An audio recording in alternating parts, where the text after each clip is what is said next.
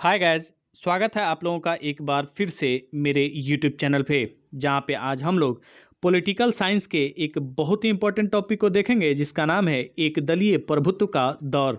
तो चलिए शुरू करते हैं आज का ये सेशन। हम लोगों ने पिछले वीडियो में राष्ट्र निर्माण की चुनौतियाँ पढ़ा था, जिसमें लोकतंत्र की मजबूती भी एक बहुत बड़ी चुनौती थी।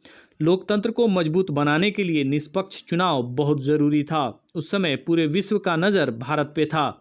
उस समय चुनाव कराना इतना आसान भी नहीं था हम जैसे गरीब देश के लिए। फिर भी यहाँ कुछ दिक्कतों के बाद चुनाव हुआ, लोकतंत्र मजबूत हुई। जब चुनाव के परिणाम आए तो कांग्रेस हर जगह छा गई थी। फिर शुरू होता है यहाँ पे एक दलीय प्रभुत्व का दौर। आने वाले कई चुनावों में कांग्रेस एक छत्र राज करती है। यहाँ विपक्ष काफ़ी कमज़ोर था। विपक्ष कमज़ोर होना लोकतंत्र के लिए अच्छा नहीं माना जाता है। तो चलिए शुरू करते हैं आज का क्वेश्चन आंसर और पढ़ते हैं पहला क्वेश्चन। चुनाव आयोग का गठन कब हुआ था? आंसर होगा 25 जनवरी 1950 ईस्वी को। नेक्स्ट क्वेश्चन, पहले मुख्य चुनाव आयुक्त कौन थे? आंसर होगा सुकुमार सेन। मुख्य चुनाव आयुक्तों का कार्यकाल 6 वर्ष या 65 वर्ष की आयु जो पहले हो वही होता है। नेक्स्ट क्वेश्चन, भारत में पहला आम चुनाव कब हुआ था?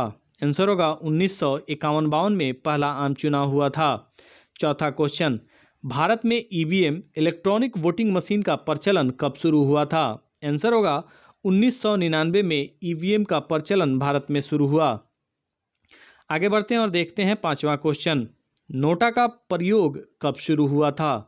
आंसर होगा 16वीं लोकसभा चुनाव 2014 से नोटा का प्रयोग शुरू हुआ था।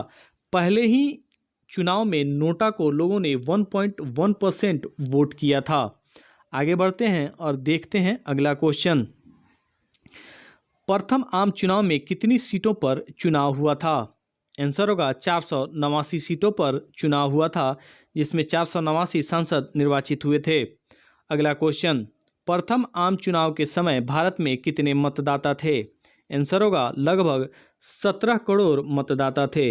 मतदाता सूची बनाने में काफ़ी दिक्कत आई थी। 17 करोड़ मतदाताओं में से मात्र 15% लोग ही साक्षर थे।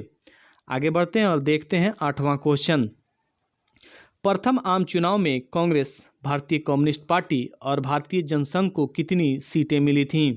आंसर होगा कांग्रेस को 364, भारतीय कम्युनिस्ट पार्टी को 16 और भारतीय जनसंघ को मात्र 3 सीट मिली हुई थी। आगे बढ़ते हैं और देखते हैं नौवां क्वेश्चन, भारतीय राष्ट्रीय कांग्रेस की स्थापना में किसका बहुत बड़ा हाथ था? आंसर होगा A.O. ह्यूम का बहुत बड़ा हाथ था। व्योमेश चंद्र बनर्जी को पहला अध्यक्ष बनाया गया था कांग्रेस का। आगे बढ़ते हैं और देखते हैं 10वां क्वेश्चन, 1937 ईस्वी में डॉक्टर भीमराव अंबेडकर ने किस पार्टी की स्थापना की थी? आंसर होगा रिपब्लिकन पार्टी की स्थापना डॉक्टर भीमराव अंबेडकर ने की थी। 11वां क्वेश्चन, पंचशील समझौता किसके बीच और कब हुआ था? आंसर होगा अप्रैल 1954 में भारत और चीन के बीच पंचशील समझौता हुआ था। इसमें हिंदी चीनी भाई भाई का नारा दिया गया था।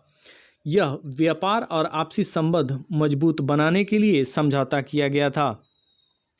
नेक्स्ट क्वेश्चन, दूसरा लोकसभा चुनाव कब और कितनी सीटों पे हुआ था? आंसर होगा 494 सीटों पे हुआ था, जो कि 1957 ईस्वी में हुआ था।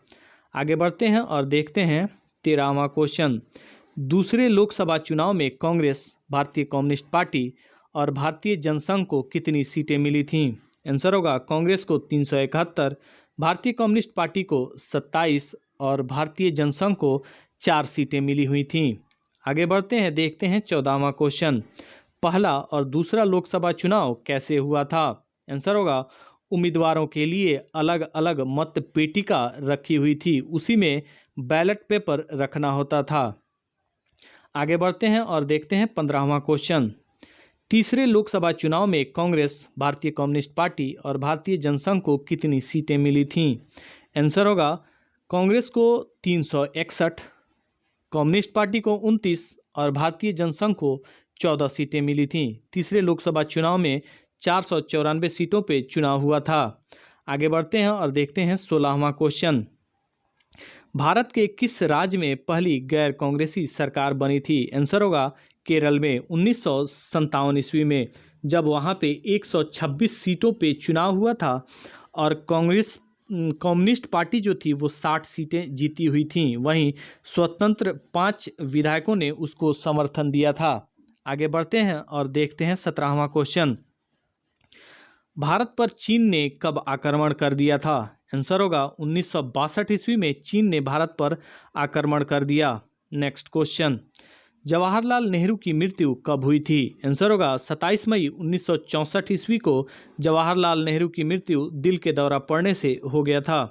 आगे बढ़ते हैं और देखते हैं 19वां क्वेश्चन, भारतीय कम्युनिस्ट पार्टी की स्थापना कब हुई थी? आंसर होगा 1925 में एम.एन. राय ने भारतीय कम्युनिस्ट पार्टी की स्थापना की थी।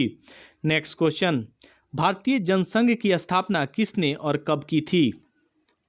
आंसर होगा 21 अक्टूबर 1951 को डॉक्टर श्यामा प्रसाद मुखर्जी ने भारतीय जनसंघ की स्थापना की थी। आगे बढ़ते हैं और देखते हैं 21वां क्वेश्चन, धारा 356 का सबसे पहला उपयोग कहाँ हुआ था? आंसर होगा केरल में 1959 ईस्वी में। आगे बढ़ते हैं और देखते हैं 22वां क्वेश्चन, भारतीय जनसंघ का जनता पार्टी में विलय कब हुआ था? आंसर होगा 1977 ईस्वी में जनता पार्टी में विलय हो गया था। Next question, Bharatiya Janata party का स्थापना कब हुआ? आंसर होगा 6 अप्रैल 1980 ईस्वी में। जब स्थापना हुआ भारतीय जनता पार्टी का तो उसमें अटल बिहारी वाजपेयी, एल.के. आडवाणी जैसे लोग थे। पहला जो अध्यक्ष चुने गए वो अटल बिहारी वाजपेयी थे। आगे बढ़ते हैं और देखते हैं 24वां क्वेश्चन, जॉर्ज फर्नांडीज किस पार्टी के नेता थे? आंसर होगा समाजवादी दल के वो नेता थे। नेक्स्ट क्वेश्चन, स्वतंत्र पार्टी की स्थापना किसने और कब की थी?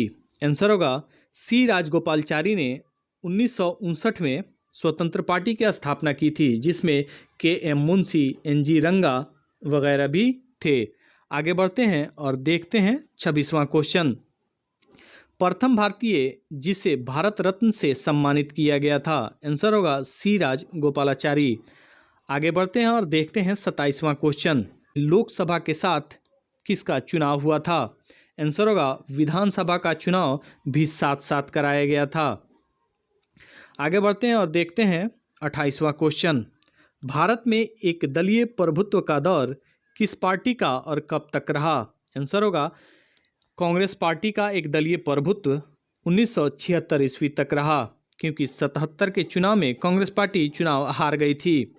आगे बढ़ते हैं और देखते हैं 29वां क्वेश्चन, पहले गैर कांग्रेसी मुख्यमंत्री कौन बने थे? आंसर होगा E.M.S. नंबूदरीपाद। आगे बढ़ते हैं और देखते हैं आज का अंतिम क्वेश्चन, भारतीय जनसंघ को RSS की गैर कानूनी संतान किसने कहा था? आंसर होगा ये बात जवाहरलाल नेहरू ने कहा था। तो चलिए इसी के साथ आज का ये सेशन समाप्त होता है। मिलते हैं हम लोग नेक्स्ट वीडियो में, तब तक के लिए थैंक यू।